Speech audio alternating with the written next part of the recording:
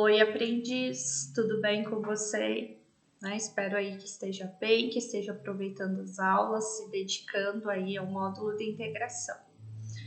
A partir de hoje, a gente vai mudar um pouquinho o nosso tema. A gente vinha falando sobre qualidade no atendimento ao cliente telefônico. E agora nós vamos falar sobre técnicas de recepção e secretariado. O bacana é que tem muitos conteúdos que a gente começou a trabalhar ou que a gente abordou de alguma forma nesse tema anterior, que a gente vai dar sequência agora, tá? Então não são temas excludentes, na verdade eles têm muito em comum. Por que a gente aprende? Por que é importante o aprendiz saber sobre técnicas de recepção e secretariado? Porque pode ser que muitas atividades que vão pertencer à tua rotina de trabalho sejam dessas áreas, né? Sejam referente à recepção, ou tem algumas atividades que sejam referente à área de secretariado, né? E essas duas áreas têm muito em comum a questão do atendimento, da comunicação, e não só com o cliente, como a gente estava abordando no tema anterior, mas com as diferentes pessoas que se relacionam com a empresa.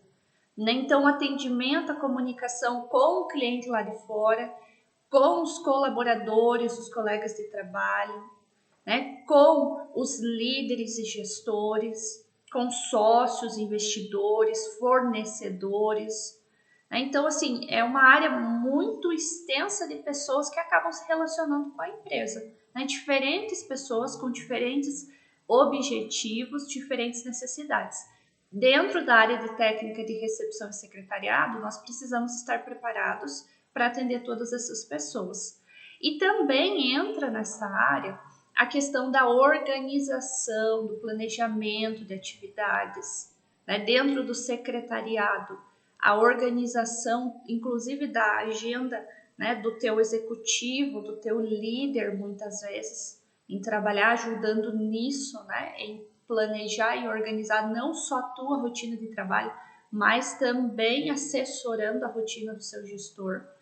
Então, são muitos assuntos que a gente vai falando que são pertinentes aí para você como aprendiz também.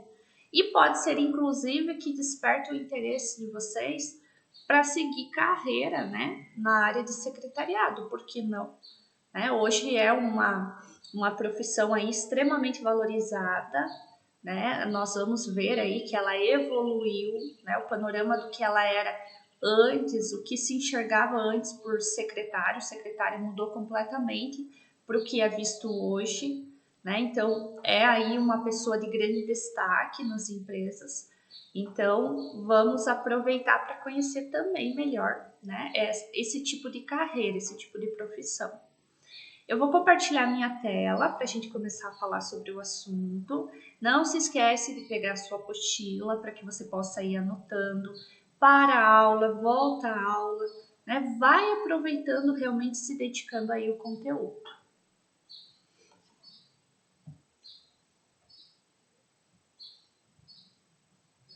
Então, como eu falei, a partir de hoje a gente começa a trabalhar técnicas de recepção e secretariado.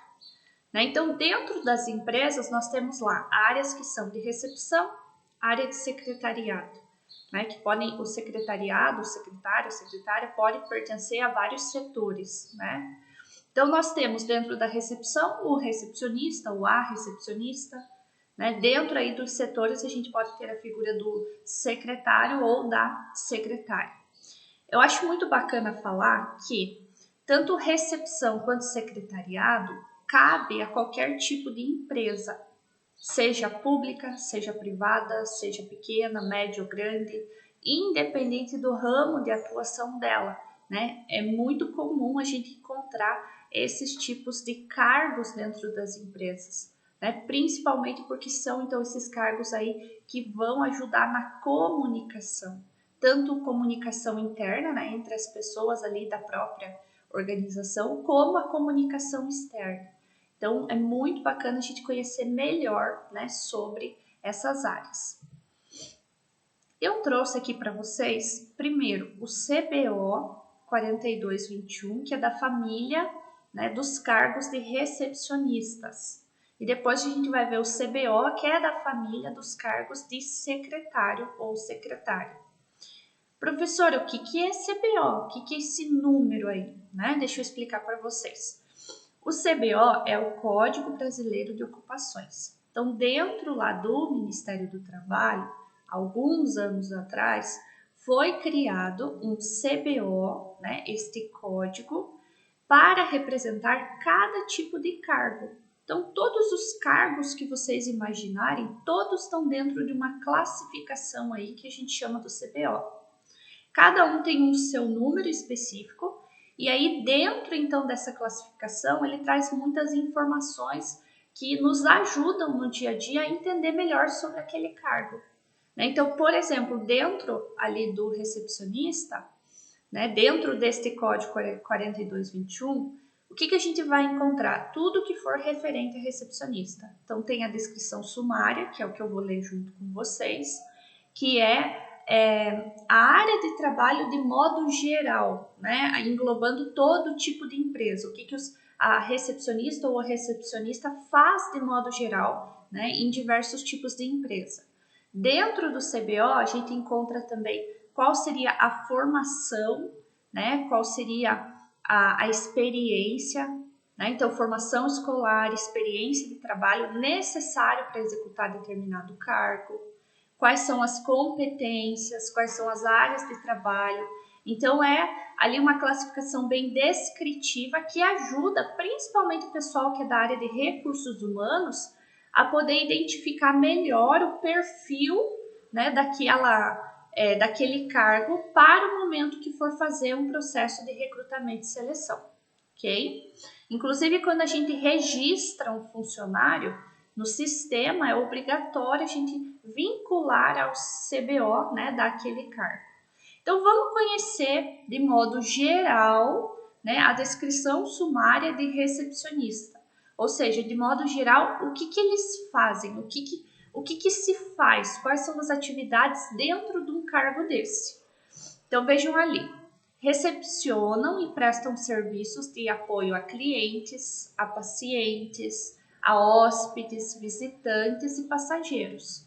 Prestam atendimento telefônico, né, fornecem informações em escritórios, consultórios, hotéis, hospitais, bancos, aeroportos e outros estabelecimentos. Marcam entrevistas ou consultas, recebem clientes ou visitantes, averiguam suas necessidades e dirigem ao lugar ou à pessoa procurados, agendam serviços, reservam hotéis, passagens, indicam acomodações em hotéis e estabelecimentos similares, observam normas internas de segurança, conferindo documentos e idoneidades dos clientes e notificando segurança sobre presenças estranhas. Fecham contas e estadas de clientes, né? Organizam informações e planejam o trabalho do cotidiano. Então, de modo geral, né? Ali ele englobou diversos tipos de empresa, a gente consegue perceber que o cargo de recepcionista, né? Então, dentro lá da área de recepção, vai fazer o quê? Recepcionar a pessoa. Né? Então, atender muitas vezes vai ser o primeiro contato daquela pessoa, né, com a empresa, seja pessoalmente ou seja por telefone. Né? Vai passar orientações, vai fazer encaminhamento, vai fazer toda uma parte ali de organização de trabalho, né, de reserva, de planejamento. Influi até a questão de segurança, né, porque geralmente a recepção fica lá no início, né, no começo da empresa, então vai averiguar quem são as pessoas que estão entrando, se necessário acionar um segurança. Né? Então, assim, de modo geral, aqui nós temos um panorama das funções, né, que ficam aí por conta dos recepcionistas. E o CBO 2523 é da família, então, dos secretários executivos, né, ou secretárias executivas. Vamos conhecer a descrição sumária. Assessoram os executivos no desempenho das suas funções, atendendo pessoas, vejam ali, ó, tanto cliente externo quanto cliente interno, gerenciando informações, elaboram documentos, controlam correspondência física e eletrônica, prestam serviços inclusive em idioma estrangeiro, organizam eventos e viagens, supervisionam equipes de trabalho, gerem suprimentos, arquivam documentos físicos e eletrônicos, auxiliando na execução de suas tarefas administrativas em reuniões. Então, a gente aqui continua vendo um panorama de comunicação. Ali ficou muito claro que atende pessoas de fora e pessoas de dentro. Faz todo o gerenciamento de informação, de documento. Como eu já tinha falado lá no início da aula, assessora um determinado executivo, um determinado gestor, um determinado líder. Pode ser que fique dentro, então, ali das competências do secretário ou da secretária, organizar evento, planejar viagem, organizar reunião. Então, a gente vai conhecendo melhor tudo isso.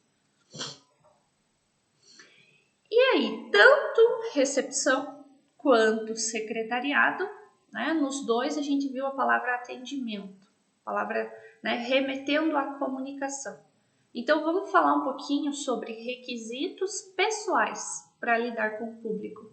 Então, requisitos de uma pessoa que vai trabalhar dentro de funções que são da recepção ou do secretariado.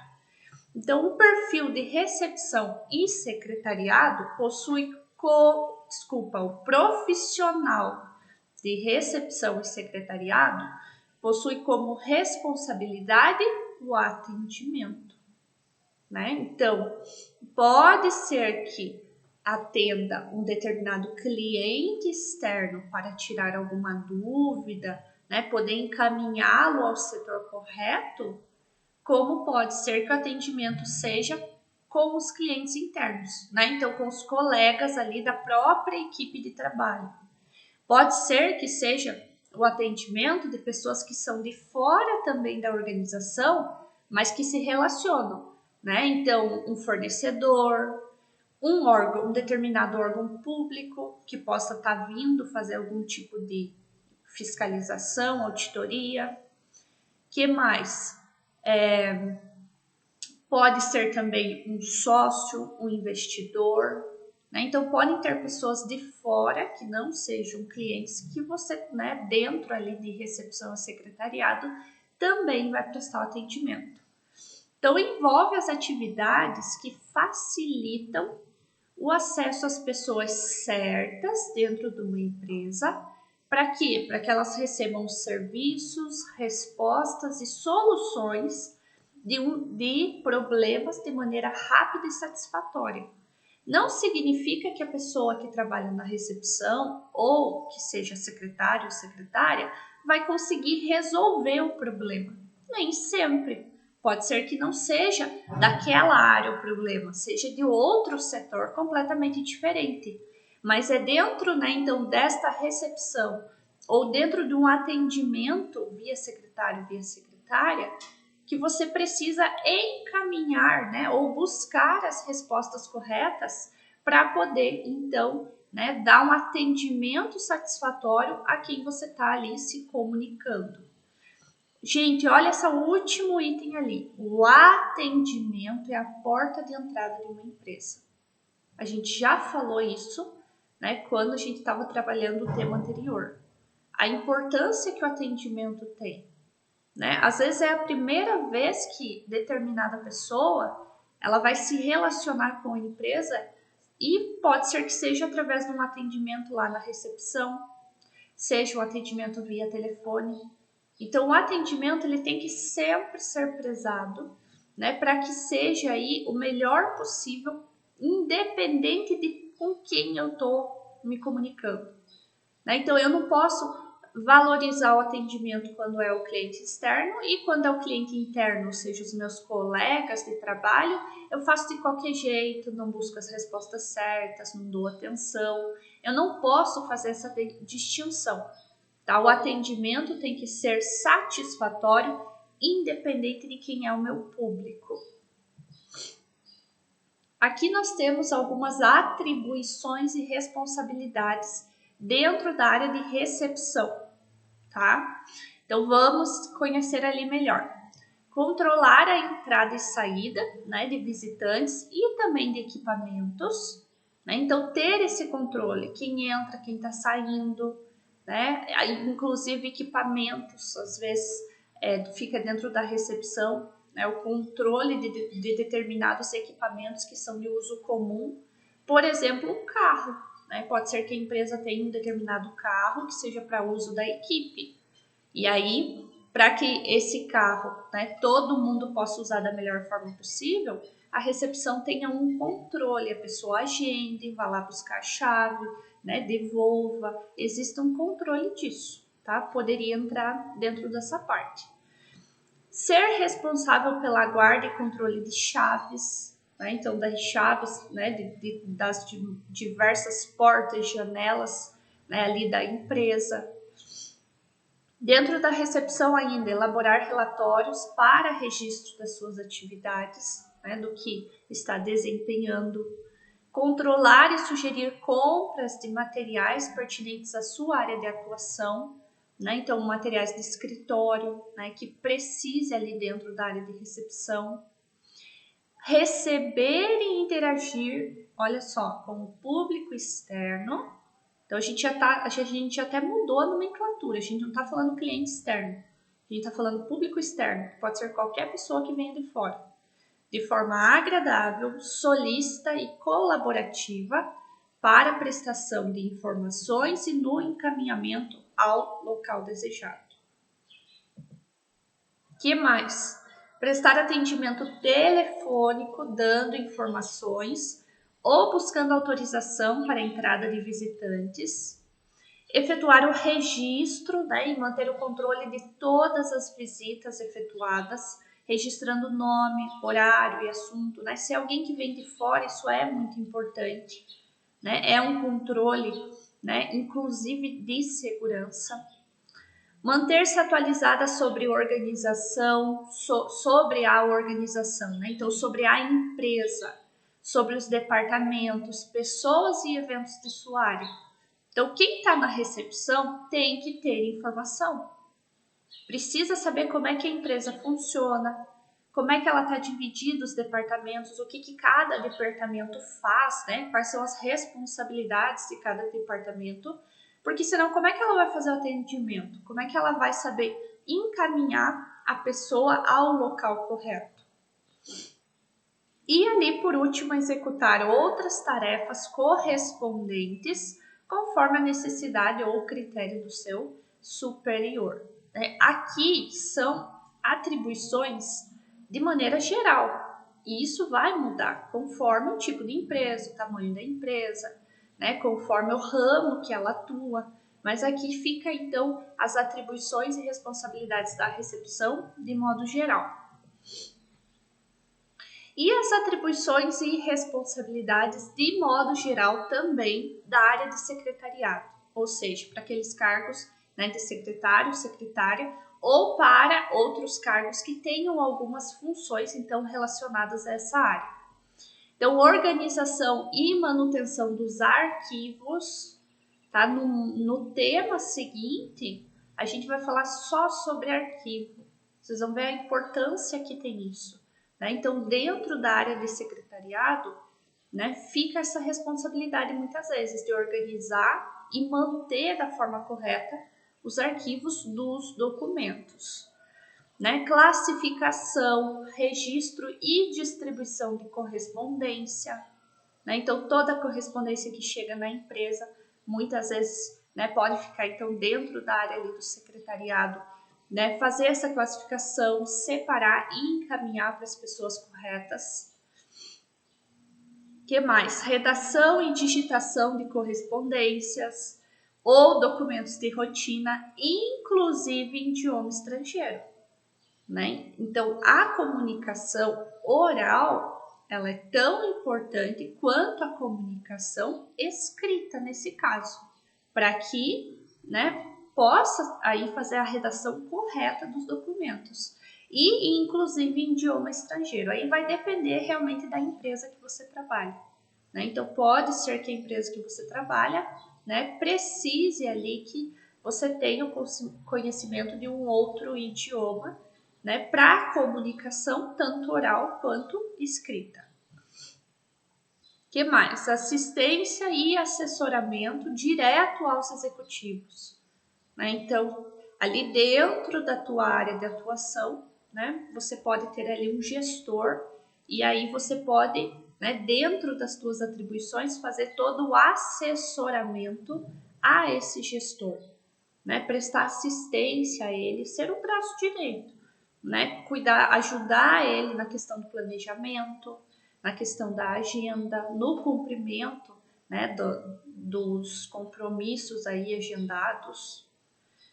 Que mais? Coleta de informações para obtenção de objetivos e metas da empresa, né? Então, coletar informações, na maioria das vezes solicitadas ali pelo seu executivo, para que seja possível, né, elaborar relatórios, gráficos e tabelas.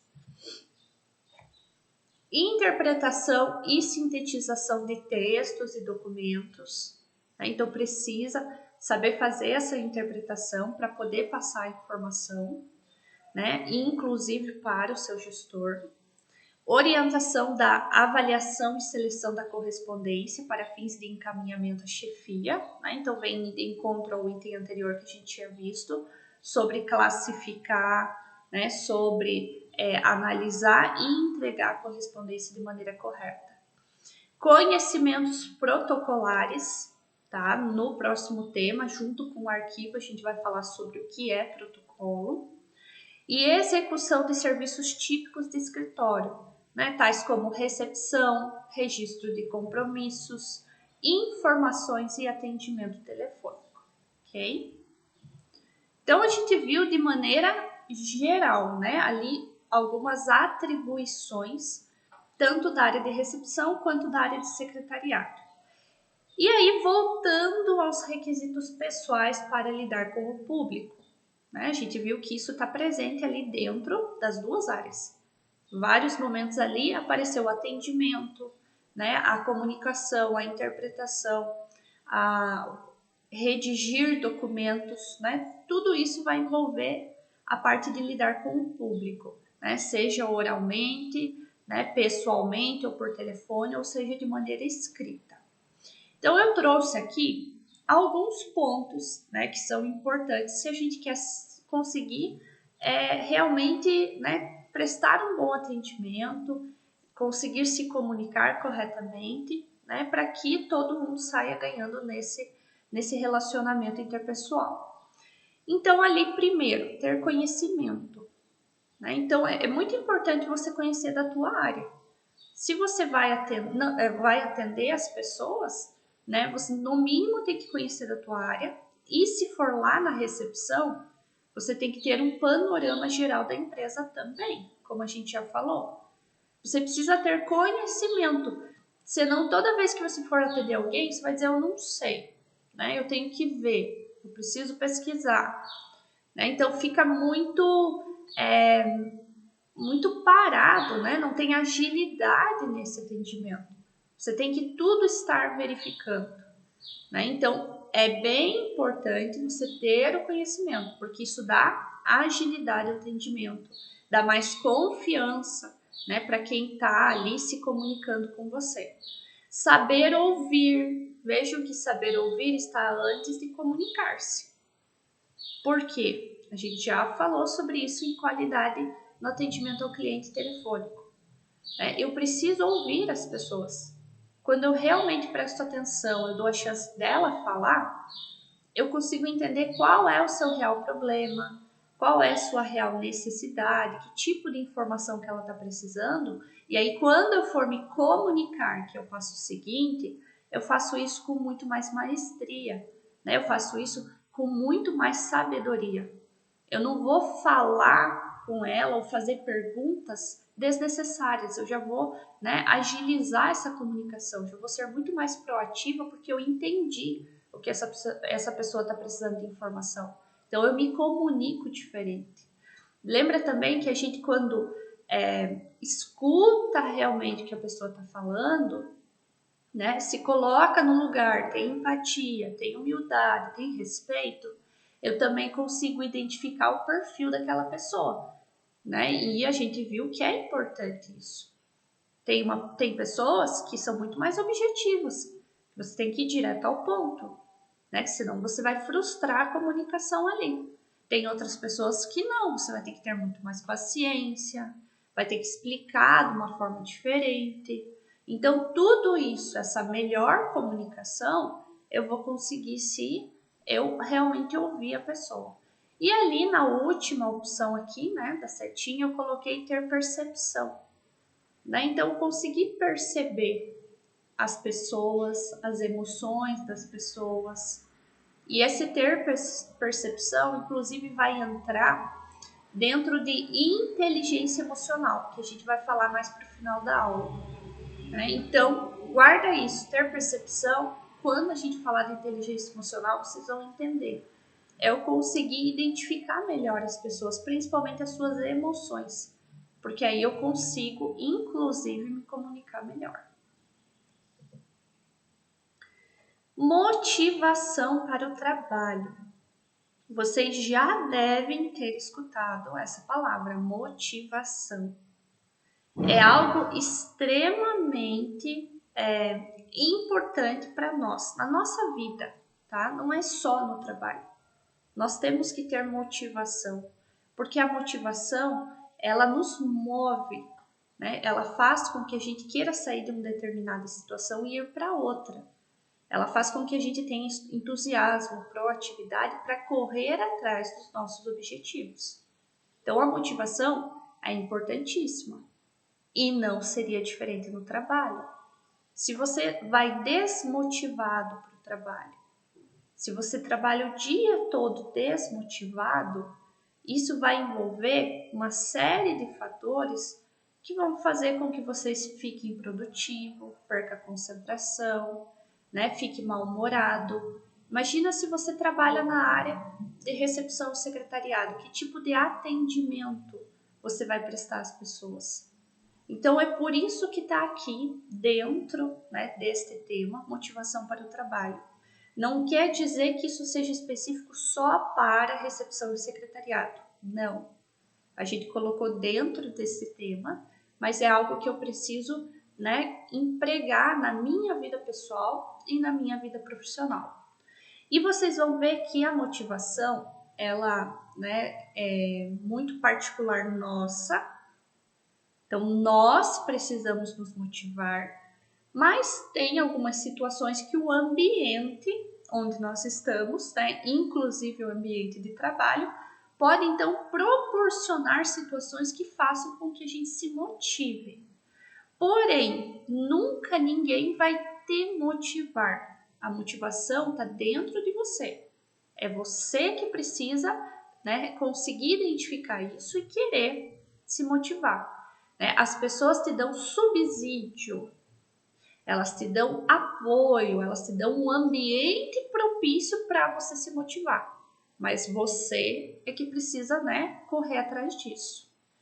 A motivação, vejam aqui então, ó, ela envolve fenômenos emocionais, biológicos, sociais, tá? E é um processo responsável por iniciar, por direcionar e por manter comportamentos relacionados com o cumprimento de objetivos. Então veja o quanto é complexo. Olha quanta coisa ela envolve. Emoção, parte biológica, nossa, parte social. E é essa motivação que vai nos mover, vai nos impulsionar e gerar então os nossos comportamentos e atitudes para que a gente busque ou não os nossos objetivos.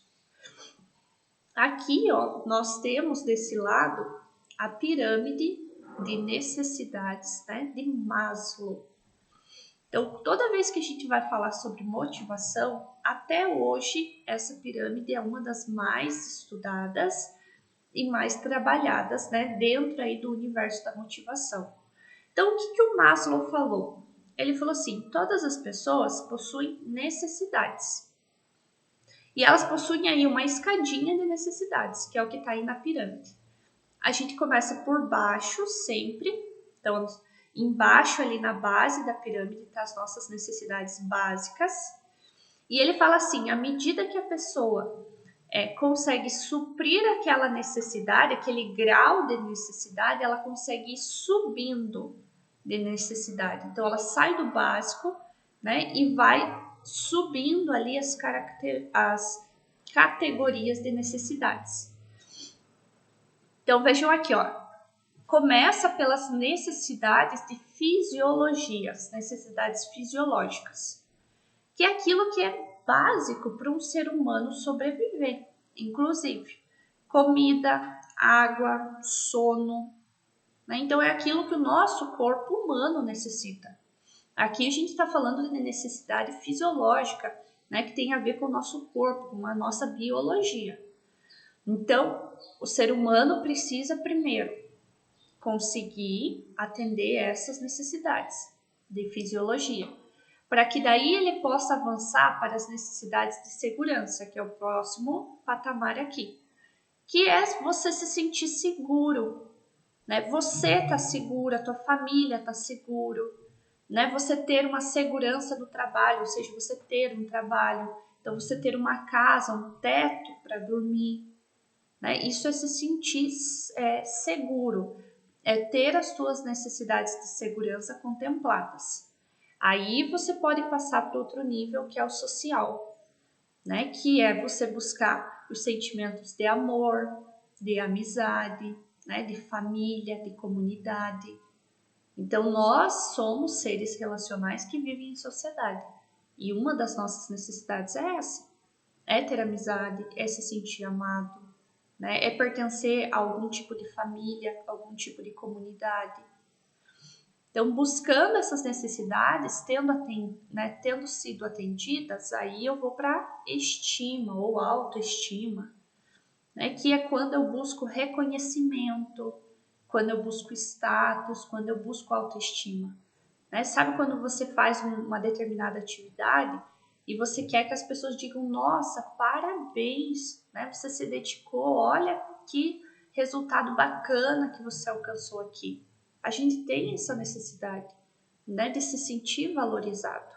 E aí, por último, eu tenho minhas realizações pessoais, que é quando eu me sinto desenvolvido, né, quando eu estou lá no topo da minha carreira, né, quando eu estou estudando algo que está me proporcionando desenvolvimento pessoal, profissional, quando eu posso usar minha criatividade, o meu talento.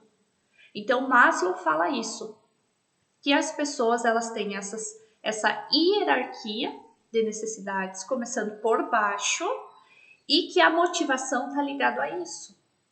Então, a pessoa se motiva ou desmotiva também relacionado a que nível de necessidade que ela está. Então, às vezes, vamos imaginar assim, vamos imaginar que você fez lá uma atividade dentro do trabalho e você recebeu um reconhecimento, né? Então, houve ali uma comemoração, né? O teu gestor falou sobre você, né, para toda a equipe, agradeceu pelo seu trabalho.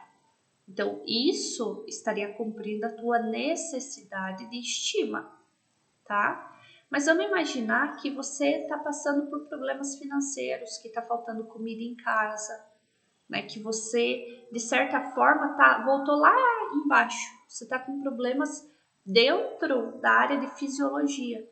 Então, pode ser que naquele momento, né, aquela comemoração toda que foi feita, não te motive tanto quanto te motivaria, né, se você tivesse alcançado ali um pequeno aumento salarial, né, que aí te ajudaria a comprar, a contribuir com essas necessidades que você está tendo. Então, é isso que acontece muitas vezes, né? Então, às vezes a motivação, ela não está de encontro à necessidade que você está passando. E aí, por isso que nem sempre você está, né, motivado. Ó, então, de acordo com Maslow, as pessoas só perseguirão as suas realizações pessoais, né? Então, só vão buscar esse topo aqui da pirâmide depois de resolver as necessidades relacionadas à fisiologia, à segurança, amor, né, ou social e o relacionamento e estima, ok? A motivação, ela pode ser intrínseca ou extrínseca. Já explico a diferença.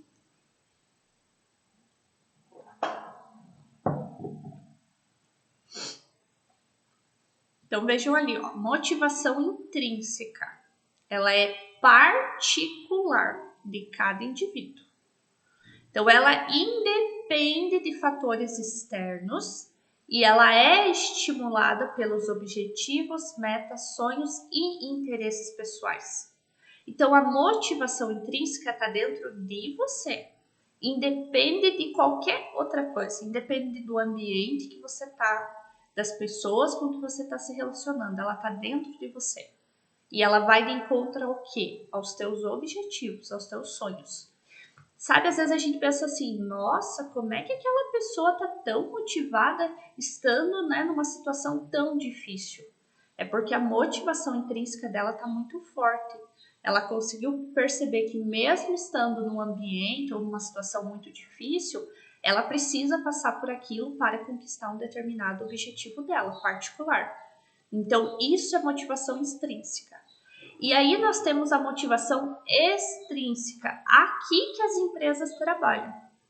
Tá? Então, as empresas não conseguem trabalhar na tua motivação intrínseca. Elas trabalham na tua motivação extrínseca. Que é o quê? Está relacionada a fatores externos e são eles que as organizações têm o poder de identificar e estimular a motivação dos seus colaboradores. Então, é o ambiente externo, fatores externos. Então, quando você vai trabalhar numa empresa, que a empresa se preocupa, né, para que o colaborador esteja bem treinado, né, esteja se relacionando bem com a equipe, ganhe um salário justo, tenha benefícios, né, tenha lá os equipamentos de proteção individual. Então, quando a empresa ela busca um ambiente, né, seguro, um ambiente de criatividade, de produtividade, ela quer o quê? Trabalhar em cima da motivação extrínseca, ou seja, criar um ambiente em que o funcionário se sinta muito bem e ele se motive, né? Ele então queira pertencer àquela equipe, né? Queira fazer aquelas determinadas atividades e dar o melhor de si, tá? Mas de novo, a empresa ela vai dar tudo isso, mas o funcionário é que precisa, né, ver, entender e se motivar. Então vejo aqui, ó, tanto a motivação intrínseca quanto a extrínseca, elas têm que estar lado a lado, elas têm que estar num equilíbrio, tá? Se um colaborador sempre entrega o melhor de si e não é reconhecido, a sua capacidade, né, de automotivação vai ficando fragilizada, pois uma das necessidades básicas do indivíduo é se sentir reconhecido, que a gente viu isso ali na pirâmide de Maslow. O contrário também acontece. Então, quando a empresa investe, né, em campanhas de reconhecimento e premiação, mas o colaborador não se dedica, ou seja, ele não se motivou, a organização vai entender então que ele não está interessado. Né? Nós temos então, dentro da motivação, profissionais motivados versus profissionais desmotivados. Tá?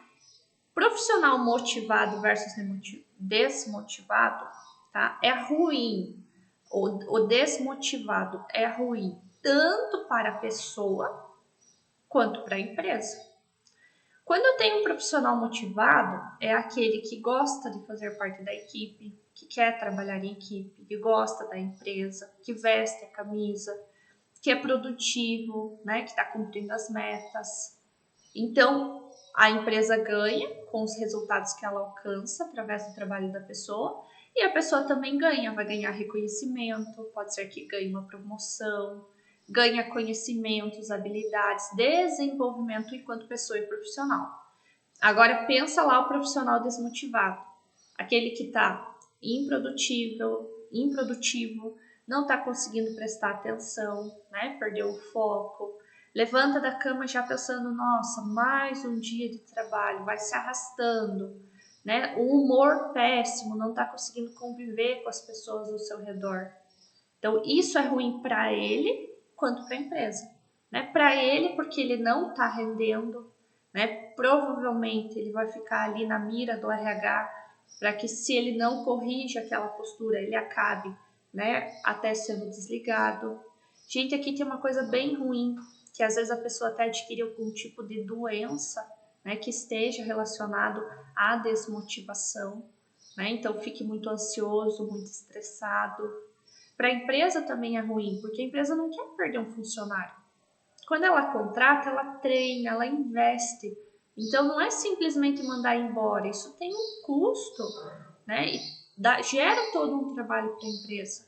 A empresa prefere muito mais que esse funcionário continue, né? Que ele consiga se motivar, que a empresa consiga ajudar ele a se motivar, ele passe por esse momento difícil e continue.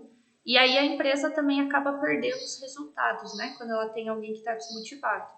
Porque não vai cumprir as metas, não vai conseguir fazer o tanto de atividade que faria se estivesse motivado. Então, por isso que hoje, né, as empresas cada vez mais têm se preocupado a criar um ambiente profissional, né, um ambiente de trabalho, né, que faça com que as pessoas possam aí se motivar.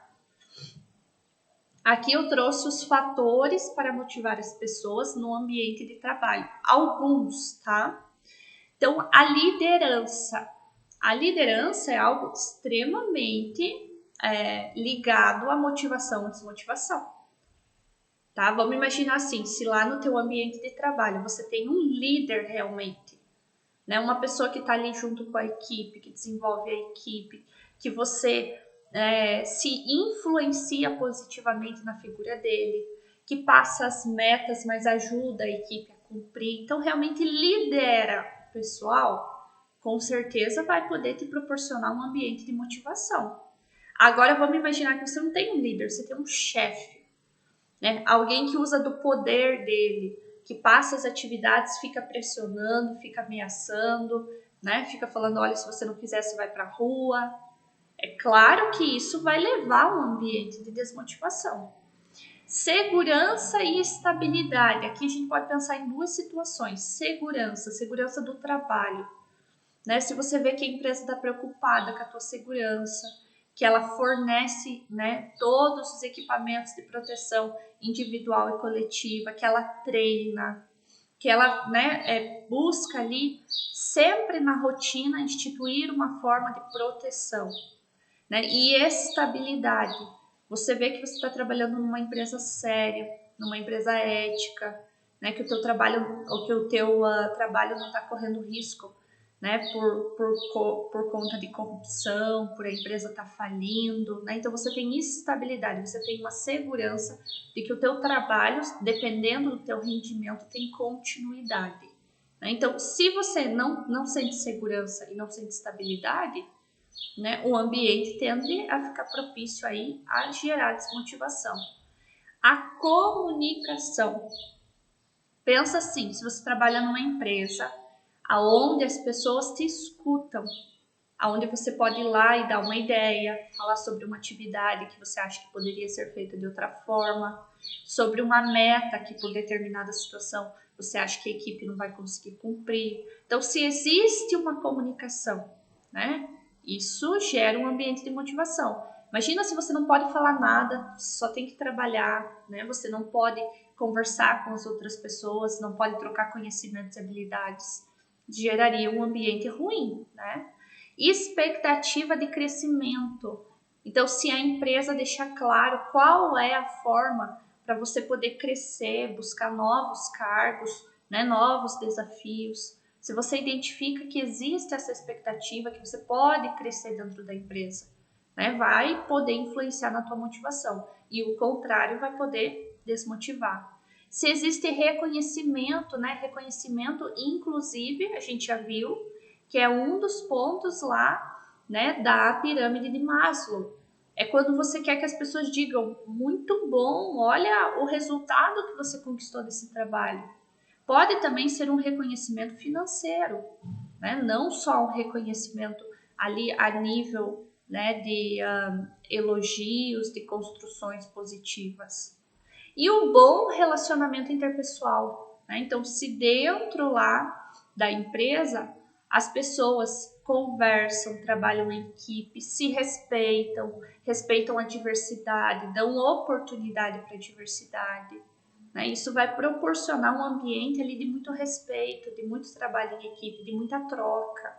Então, provavelmente, né, vai poder influenciar uma motivação positiva aí. Ou se isso não ocorrer, né, se for um ambiente competitivo, que as pessoas não se conversem, não se respeitem, pode gerar aí, com certeza, desmotivação.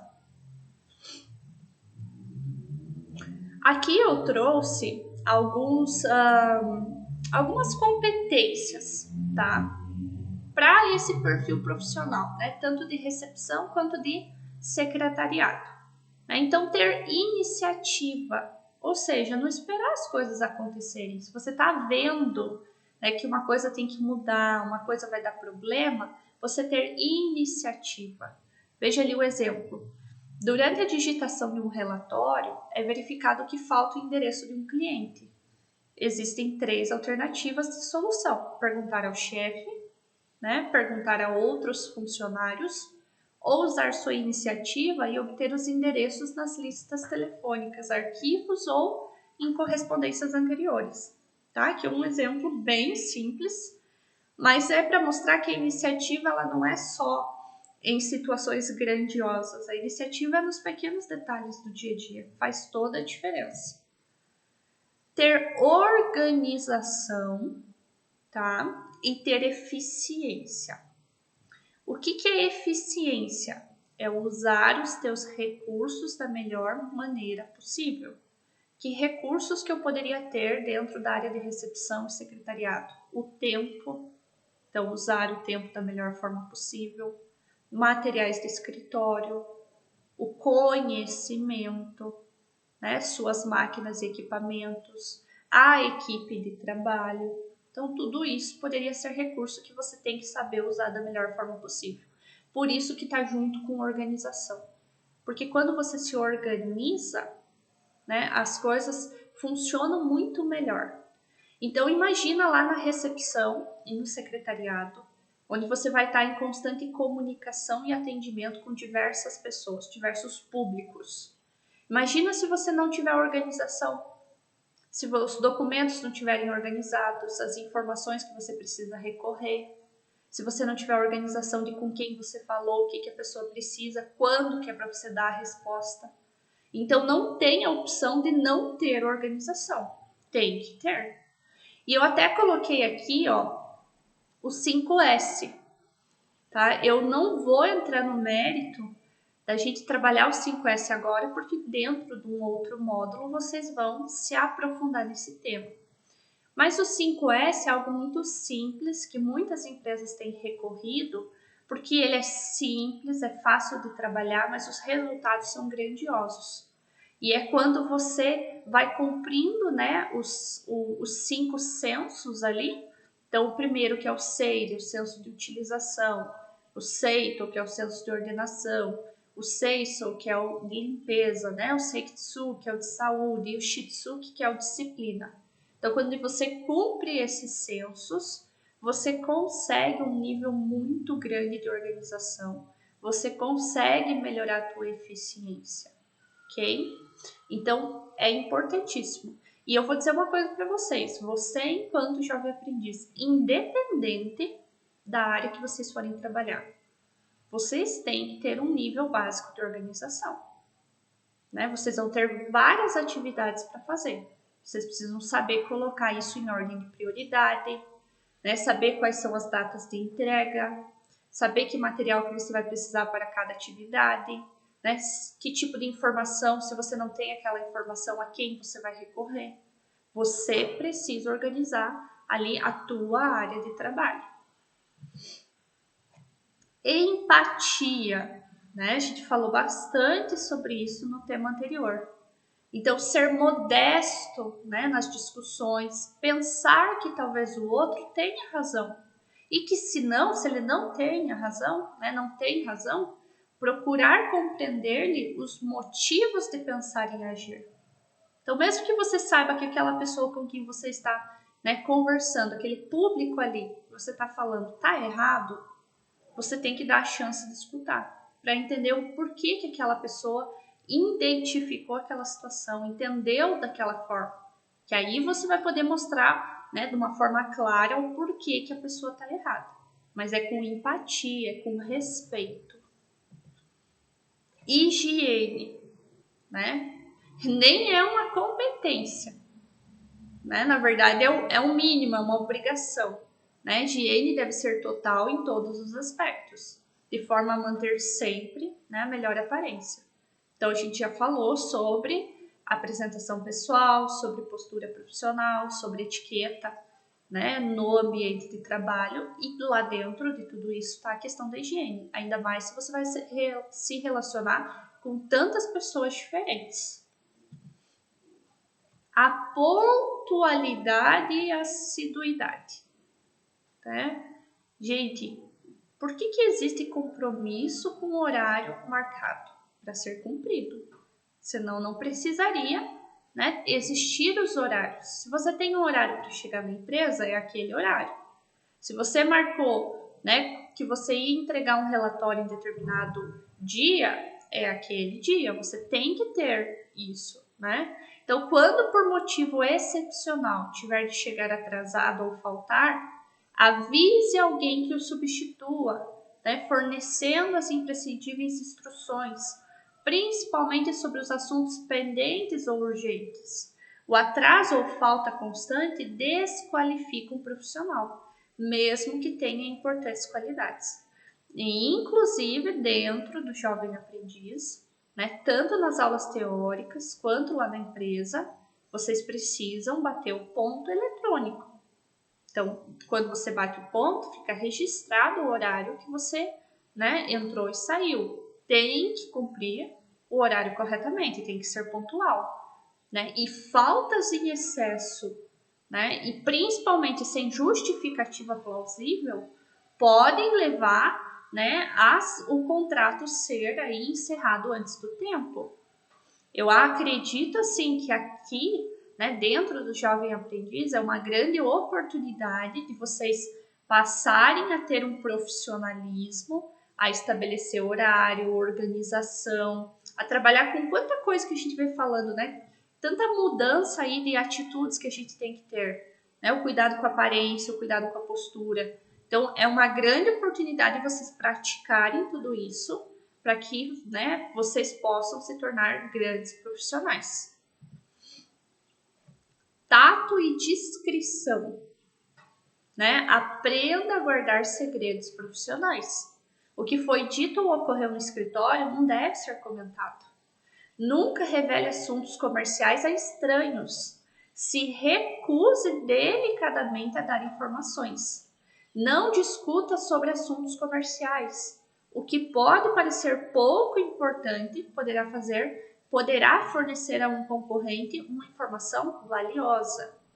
Então, toma cuidado. Primeiro, aconteceu alguma coisa dentro da empresa ou você ouviu um determinado assunto, não deve sair por aí comentando, nem com outro colega de trabalho, né? Então, se você encontra lá o pessoal na copa e você comenta sobre isso, é fofoca, tá? Não pode.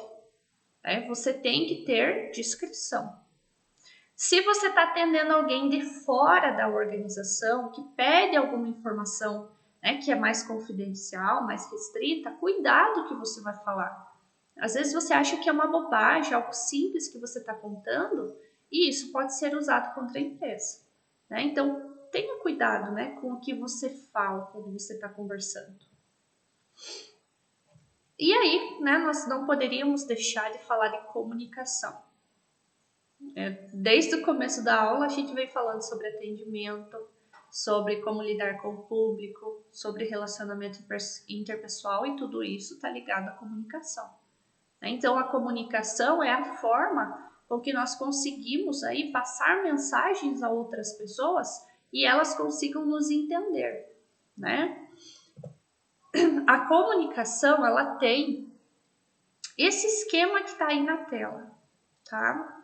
Ela tem o emissor, que é aquela pessoa que está iniciando a comunicação, tá? Então, é aquela pessoa que precisa passar o quê? Uma mensagem para alguém. Essa pessoa que vai receber a mensagem é o receptor. Então, o receptor, ele vai receber essa mensagem que ele vai precisar interpretar. O emissor, quando ele manda uma mensagem, que é a comunicação em si, ele manda a partir de um meio, né, dentro de um código e dentro de um contexto.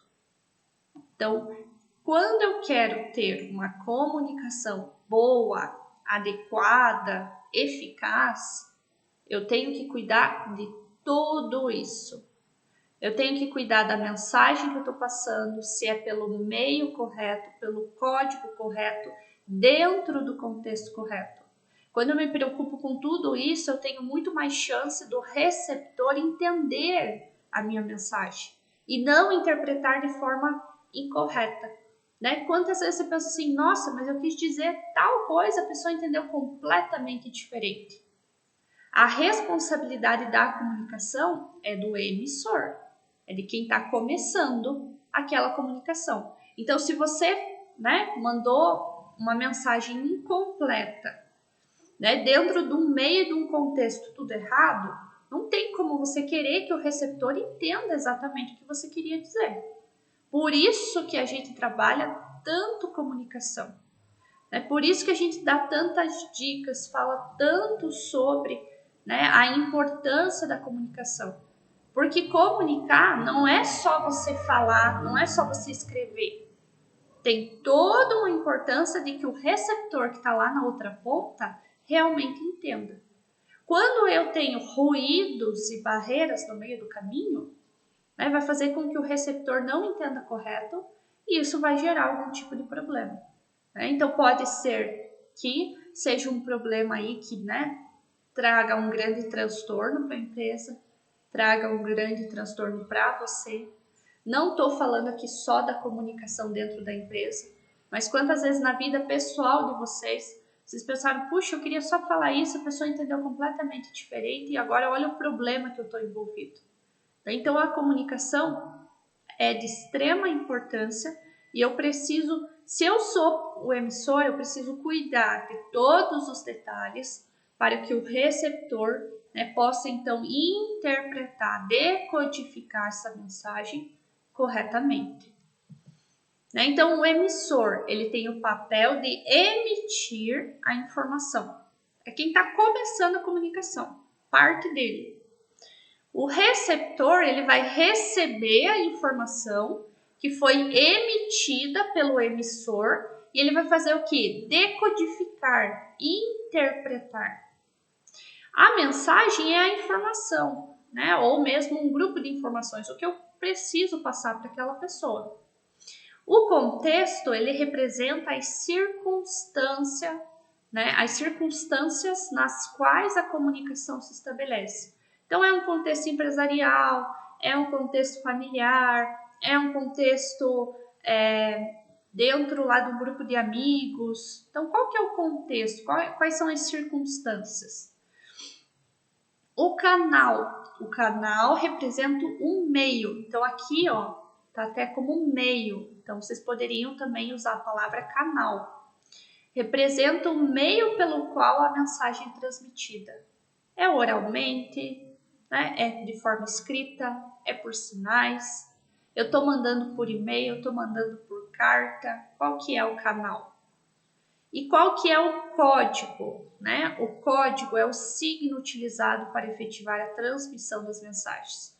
São os sinais dos quais utilizamos para fazer com que a nossa mensagem seja codificada. Né? Aqui ficaria mais correto eu dizer que o código são as palavras, ou seja, oralmente, é por escrito, né? É por sinais. Cuidado aqui, gente, que, por exemplo, quando eu estou falando com uma pessoa, tá? Então, eu estou usando aqui o nosso português. Né? Eu estou usando o idioma português para poder falar com aquela pessoa. Estou cara a cara ali, é uma linguagem oral. Eu não posso esquecer que o meu corpo também está demonstrando informações. Então, o meu corpo seria o não verbal. E isso tem que estar em sintonia, né? Que foi o que a gente já viu nas aulas anteriores. Então, veja esse exemplo aqui, ó. Nós temos o seguinte, ó, o diretor administrativo de uma empresa solicita a sua secretária, através de e-mail, que ela organize um pequeno evento de comemoração pela conquista da certificação da empresa em um programa de qualidade, devendo ela apresentar, né, o seu planejamento e orçamento do evento em uma reunião com o diretor que deverá ocorrer em 2 dias. Né? Então vejam aqui, quem que é o emissor? Né? Quem que é o produtor, o escritor, o falante? Então o emissor dessa comunicação foi o diretor administrativo, a comunicação começou nele. Né? Quem que é o receptor? A secretária. Foi para a secretária que ele mandou essa mensagem. Né? Qual mensagem que ele mandou? Né? Que a empresa precisa comemorar ali a certificação do programa de qualidade e ele quer então que a secretária organize um evento e que ela faça um planejamento e um orçamento e apresente para ele numa reunião em 2 dias, né? Então, referente ao quê? Qual que é o contexto, o assunto, a situação? Então, é um contexto empresarial, dentro da área administrativa, dentro das funções da secretária e é referente a este evento. Qual que é o código? Qual que é a língua que foi usada? Né? Então, o código foi a língua portuguesa e foi a língua, foi a comunicação escrita, né? Porque ele não falou isso cara a cara, ó, ele mandou através de um e-mail. Então, qual que foi o canal, o meio de veiculação? O e-mail, né? Através aí, né, da comunicação escrita. Então, às vezes, né, na maioria das vezes, a gente não vai ficar prestando atenção nisso. Ah, quem que é o emissor? Quem que é o receptor? Referente ao quê? Qual que é a mensagem? O que eu preciso tirar de tudo isso é fazer com que eu esteja me comunicando da maneira correta. Como assim? Eu preciso conhecer quem que é o meu receptor. Né? Então, com quem que eu vou falar? Para mim saber qual é a melhor forma de passar essa mensagem. Eu tenho que entender o contexto para saber se é melhor eu falar pessoalmente, se é melhor eu mandar por e-mail, se é melhor eu fazer uma ligação. Né? Então, é isso que eu preciso me prender. Eu preciso identificar naquela situação qual é a melhor maneira de eu me comunicar. Qual é a melhor maneira de eu fazer com que o meu receptor realmente entenda a mensagem que eu quero passar. Então, a comunicação ela pode ser verbal ou não verbal. Então, a verbal é o ato de emissão de sons e de palavras dos quais nos utilizamos para transmitir as nossas mensagens. Né? Então, nós usamos muito a nossa comunicação verbal oral, quando a gente está falando, e também a verbal escrita. Né? Então, quando a gente manda um e-mail, escreve uma carta, né? Escreve uma mensagem.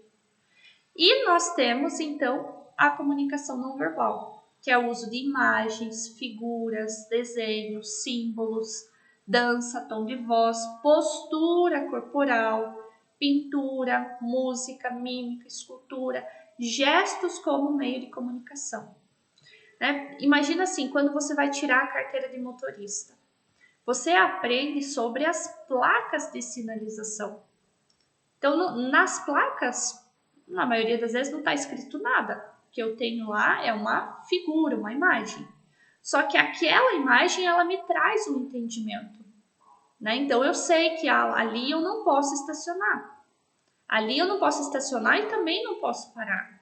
Né? Ali tem uma curva fechada. Então, é uma comunicação não verbal, isso é muito comum. E aqui eu chamo a atenção para vocês de novo. Quando eu estou fazendo a comunicação verbal oral, cara a cara, não tem como eu tirar a parte não verbal. Isso faz parte nosso, né?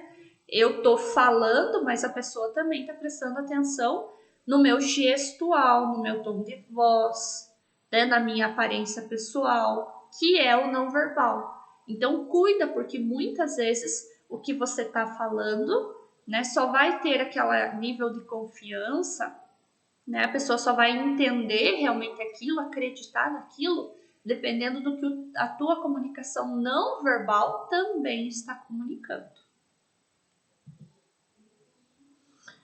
Alguns pontos que a gente precisa cuidar, né, na nossa comunicação. Então, primeiro, a adequação. Né? Então, a minha comunicação é adequada para aquele ambiente, para aquela pessoa. Eu preciso adequar, eu não posso ter lá um script que eu vou falar e usar com todo mundo. Né? Pode ser que não funcione com todo mundo, porque as pessoas têm perfil diferente. Pode ser que não funcione com todo mundo, porque sejam situações diferentes. Então, eu preciso adequar o meu discurso. Eu preciso falar com clareza. Tá? Então, às vezes, procurar dar exemplo, né? Procurar mostrar ali passo a passo. Eu tenho que falar com clareza, né? Da maneira mais simples que a pessoa possa entender. Eu tenho que demonstrar interesse. É muito ruim quando você está se comunicando com alguém, né? E você vê que a pessoa está totalmente desinteressada com aquilo. Né? A partir daquele momento, a comunicação já começa a ter o quê? Ruídos e barreiras, que está aqui embaixo. Né? A pessoa já começa a pensar em outras coisas, o porquê daquela falta de interesse, e aí perdeu-se o foco e a atenção da comunicação. Né? Ela já não vai ter bons resultados. Eu tenho que cuidar com a entonação da minha voz. Estou falando muito alto, estou falando muito baixo, né? Eu tenho que estar ali num equilíbrio.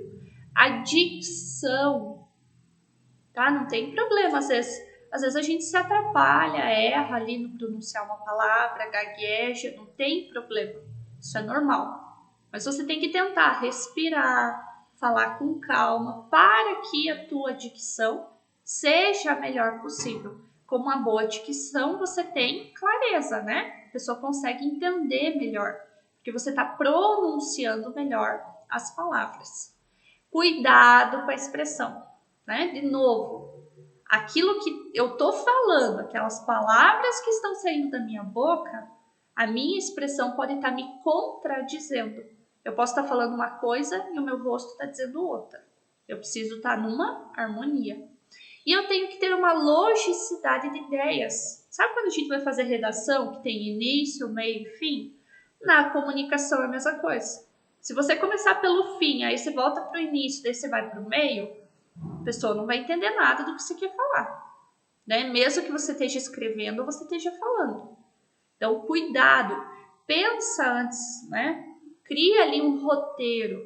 Né? Começa pelo começo. Né? Ficou até redundante essa minha fala, mas é isso mesmo. Né? Então, tenha um início, meio e fim, para que dê clareza aqui, né, a situação. Quando eu deixo de cumprir com esses elementos, ou né, eu não me preocupo, eu não trabalho para que eu tenha tudo isso que eu acabei de falar, aí surgem os ruídos e barreiras. Né? Então, que vão fazer com que o meu receptor interprete de uma maneira completamente diferente do que eu estava esperando. Né? E aí surjam diversos problemas.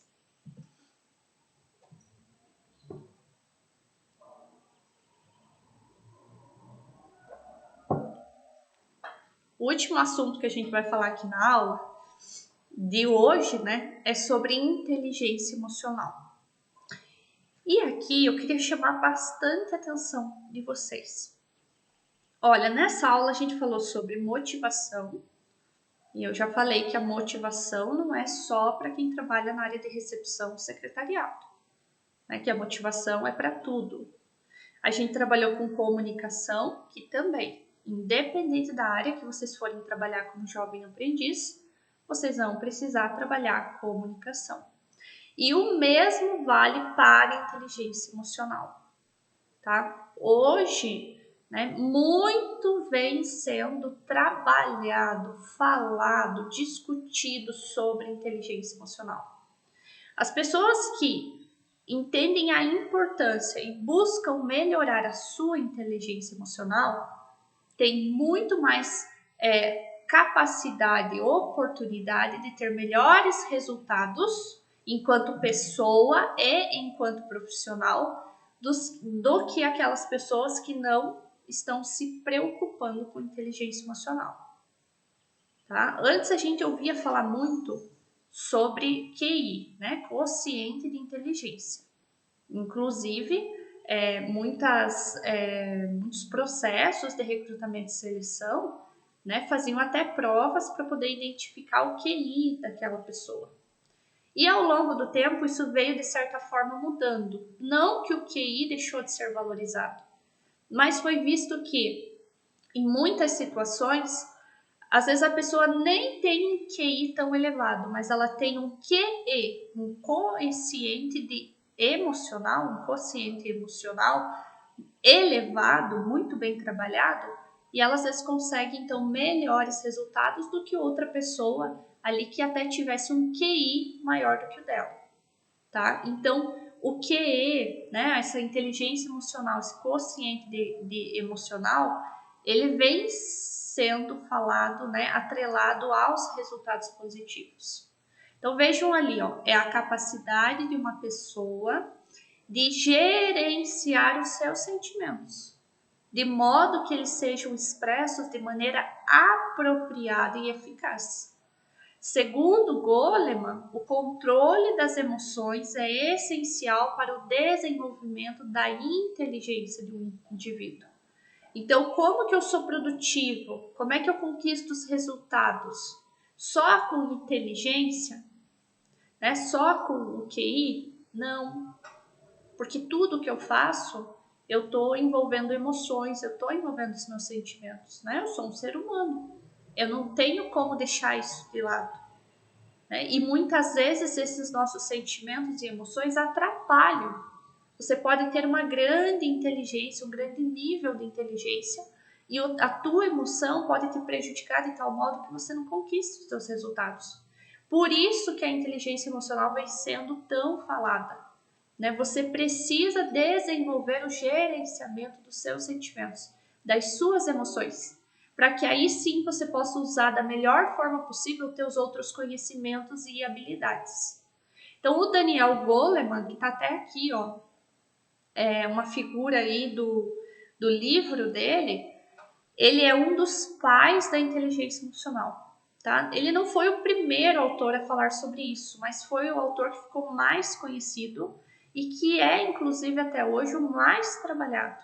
Então, se vocês tiverem interesse, tem livro dele falando sobre o assunto.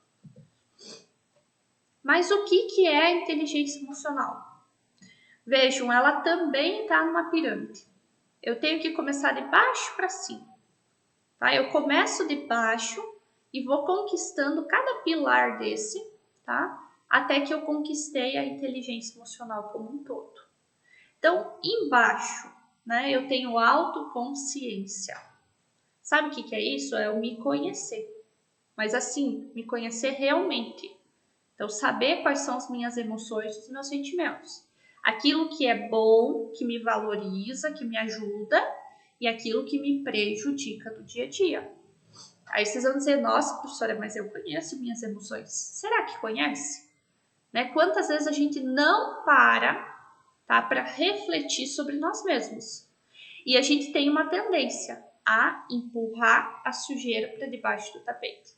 Então, aquela emoção que eu sei que me prejudica, né, eu vejo aquilo como um defeito e eu varro para debaixo do tapete. Eu só fico lembrando daquilo que é bom, né, aquilo que me ajuda, que me valoriza. Então, eu preciso acabar com isso, eu preciso ter autoconsciência. Então, realmente me conhecer. E aí eu vou poder ir para o segundo pilar, que é o de autorregulação. O que é autorregulação? É eu aprender a controlar as minhas emoções, inclusive aquelas que me prejudicam. Então, controlar as boas, explorar as boas e controlar as que prejudicam para que elas não prejudiquem mais. Né? Eu sempre vejo quando a gente vai fazer entrevista de trabalho, né, muitas pessoas falam assim, meu maior defeito, né, ou o ponto que eu preciso melhorar é que eu sou muito ansiosa. Então, hoje tem muita gente sofrendo disso. Esse estado de estar ansioso acaba prejudicando. acaba fazendo com que perca resultados e oportunidades. Então, quando eu trabalho com a inteligência emocional e eu estou no patamar de autorregulação, eu vou trabalhar em cima disso, de conseguir controlar esse estado, né, de estar ansioso, para que isso não me prejudique, né, para que isso não me boicote, né, porque muitas vezes a gente se sente realmente boicotado por nós mesmos, por nossas emoções.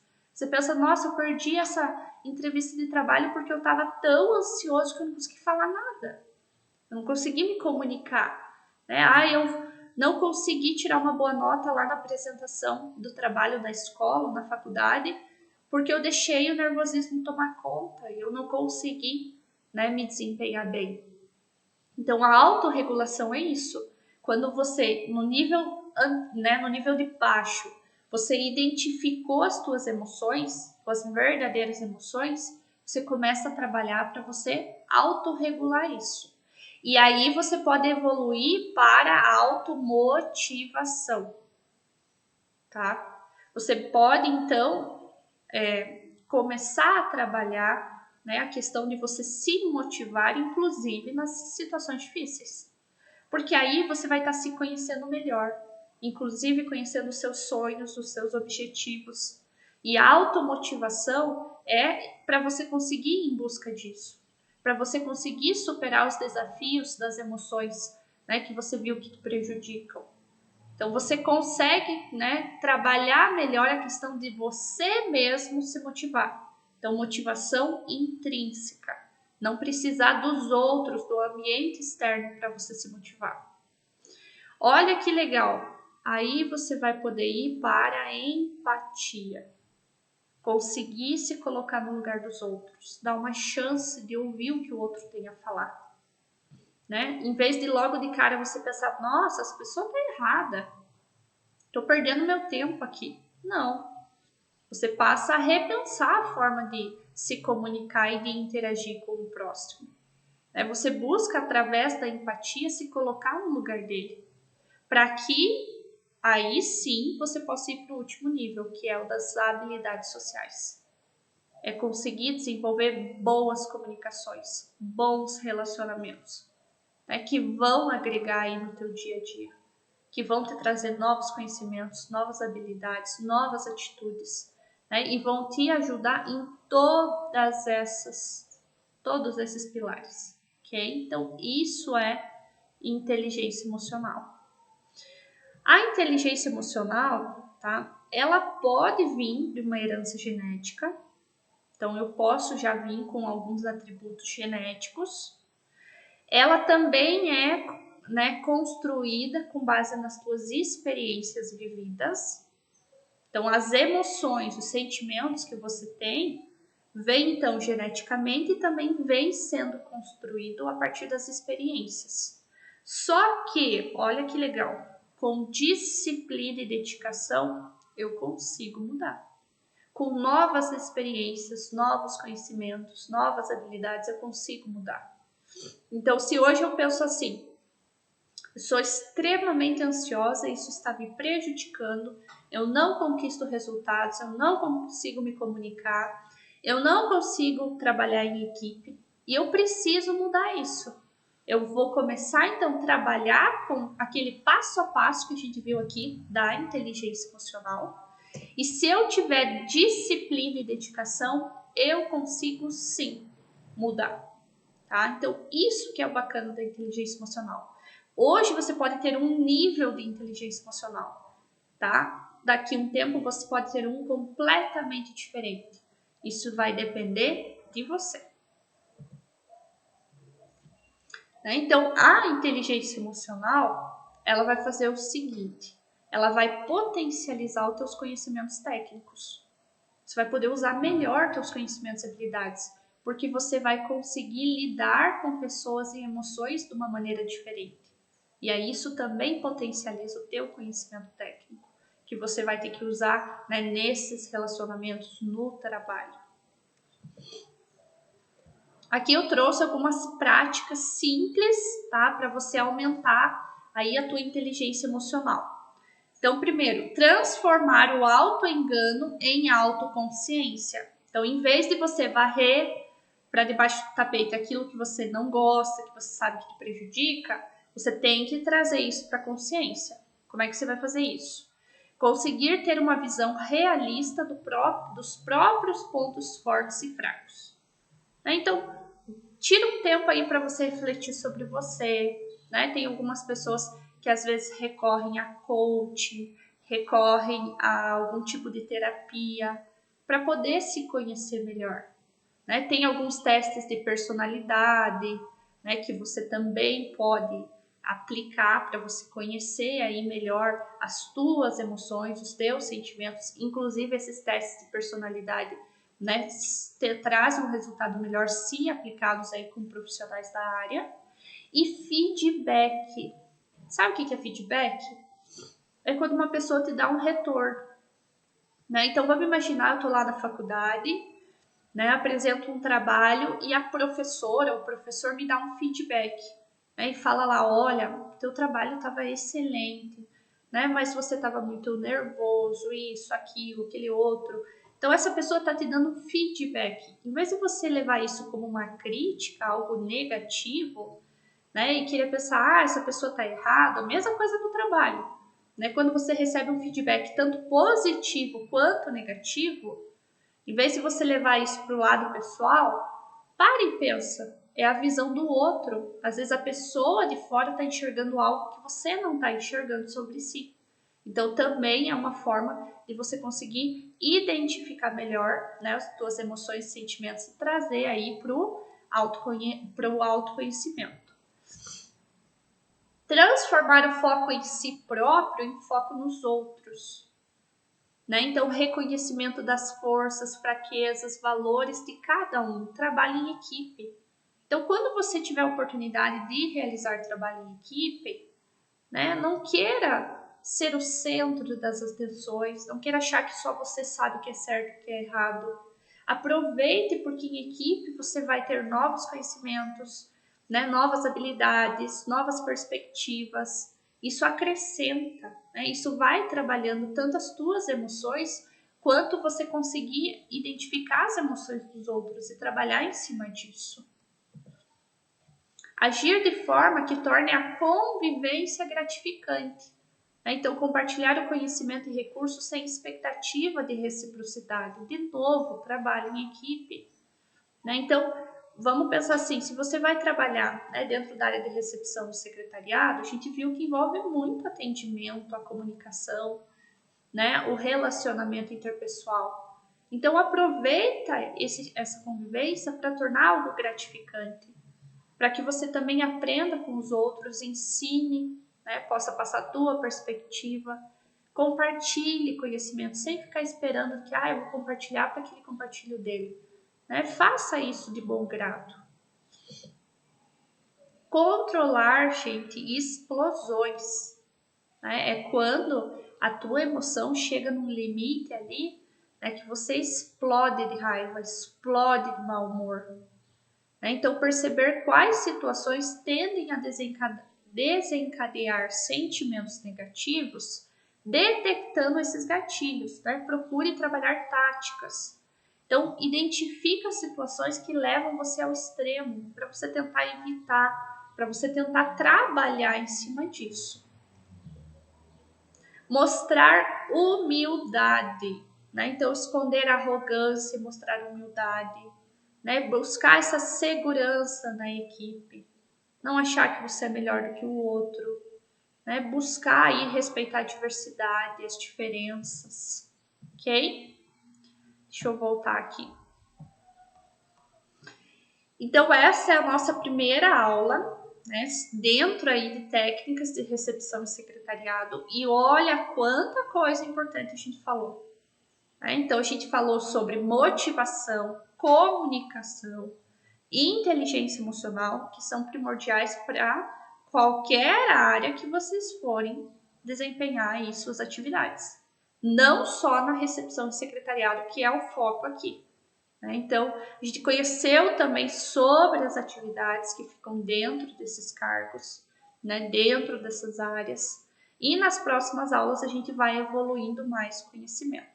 ok? Bons estudos aí, até a próxima aula.